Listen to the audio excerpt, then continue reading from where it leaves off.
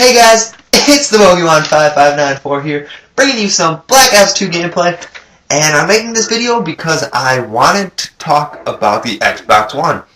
Now, I saw the reveal yesterday, and it just completely blew me away. I was amazed with how good this next console is going to be. And I just figured, hey, I'm going to make a video. If you guys didn't catch it, I'm going to kind of sum up most of the things that stood out and a lot of the changes they're making so you guys can know. So, I'm going to put a picture on the screen right now of the Xbox One so you guys can see it. And it's pretty amazing. It just looks awesome. And it shows it with a Kinect because every Xbox One is going to come with a Kinect. And it's not the same old Kinect, it's much improved. The camera's going to be a 1080p widescreen camera, which is, according to Microsoft, the best camera you can get in your living room. So that's going to be rather cool. And the Kinect is going to actually respond to your motions and voice without lag. And it's going to recognize and remember your voice and face, so like when you walk in the room, it knows that you're there. And it's going to have like some sort of connection between the Kinect and the controller, so it can sense when you're picking up the controller to play your game. So yeah, the Kinect seems pretty cool. And one thing I forgot to mention was that since it's going to be more improved, they said it's going to be more like having a conversation with it. So hopefully you won't have to yell at it just to get it to work like the current Kinect. So now let's talk more about the actual console. So the Xbox 360 has 5,000 servers running it. The Xbox One is going to have 300,000 servers. And that's just incredible. Having 60 times more servers. That just amazes me. And it's going to have a lot of cool features. So you're going to be able to watch live TV, but they kind of implied that it's only if you have Comcast. And that's what the guy at my local GameStop, I went in and I was talking to them about stuff. And we brought up the Xbox One, and yeah, that's what he said. He said, he was showing me a clip on IGN that was saying that it would only work if you have Comcast, which is sad because in my area that I live, we don't have Comcast at all. So I probably won't be able to do that, but it'll still be a great console. And you can instantly switch between watching TV, playing a game, watching a movie, looking up something on the internet, and just anything else that you can do on the console. You can just instantly switch between the different tasks. And another cool thing that they added was Skype, so that you can like talk with your friends and stuff.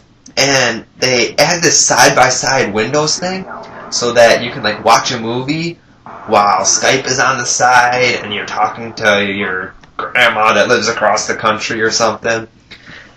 And what I'm hoping they do with it is that like while you're playing COD, you can have that second window open, and you can like video and voice chat with your friends through Skype while playing the game. So it would just be like 10 times better than just plain old party chat. Because like if you want to show your friends something, you can just hold it up and they can see it. And I hope that's what they do with it, because that would just be amazing. And with the side-by-side windows, you can do like two things at once. You can watch TV while you're playing COD, so if you don't want to miss that football game, but you want to play Call of Duty because the brand new map pack just came out, boom, you can do both. And another thing with the side-by-side windows is they partnered with ESPN, and while you're watching live sports, your fantasy league stats will pop up on the side, and you can like interact with them, and it's just instant information, which is what these new consoles are really all about. And with the new console, it's going to actually run on Windows. So what that means is that when they make a game, it's going to be basically the same game for the PC and for the Xbox One, because they are going to both run on Windows. And all they have to do is change the controls for a controller or a keyboard.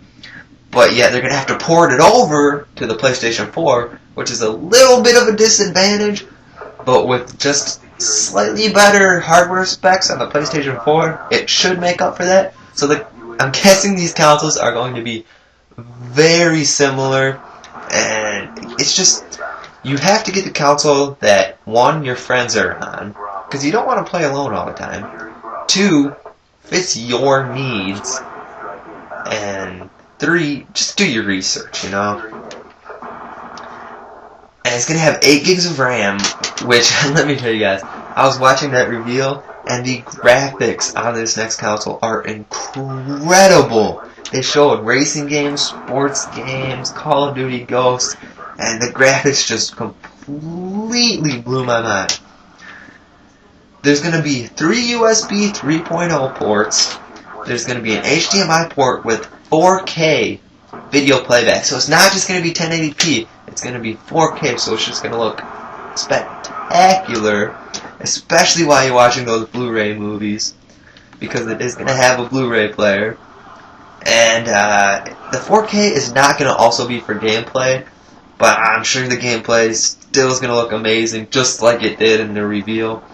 And the standard Xbox One is going to have a 500 gigabyte hard drive, which is just ridiculous. I'm thinking it's because they want to go more for, like, downloadable games rather than actually going and buying the disc.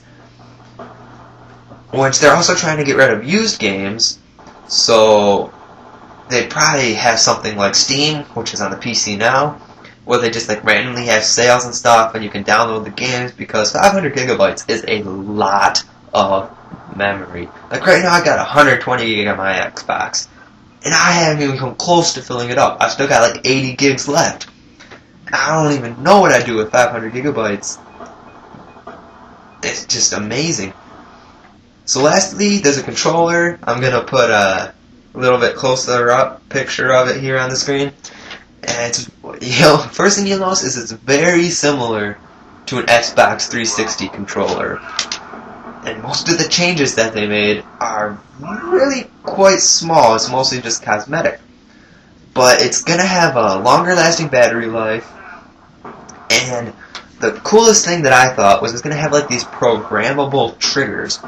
So now, the triggers are just mechanical, you just pull them down, And there's these, what are they called, scuff controllers, and you stick like a little Allen screw into the triggers so that you don't have to pull them down as far when you're playing a first-person shooter for it to actually shoot. What these programmable triggers on the Xbox One controller is going to do is you can actually like change the sensitivity of them, so you can turn the sensitivity up really high so that you just like barely pull the trigger down and it shoots in a first-person shooter, or you can turn it down really low, so while you're playing like, I don't know, let's say Minecraft, you have to pull the trigger down all the way to break the block. So that's going to be cool, because those scuff controllers, and being able to change that is nice, and now it's just going to be programmed in the controller, which kind of sucks for that company, but is good for people who own those consoles. So, finally, for the release date, they said later this year, but they also said that Call of Duty Ghosts would be a launch title. So that means that the Xbox One has got to come out by November 5th, if not on that day, because if Call of Duty Ghosts is coming out November 5th, then the Xbox One has to come out before or on the same day for Call of Duty Ghosts to be a launch title. So I'm really excited for the Xbox One, guys. And if I find anything else out about it, which is like a price or an actual release date, I'll make a video to let you guys know. So if you could, please like, favorite, share the video, and maybe even subscribe. That would help me out a lot. And have a nice day.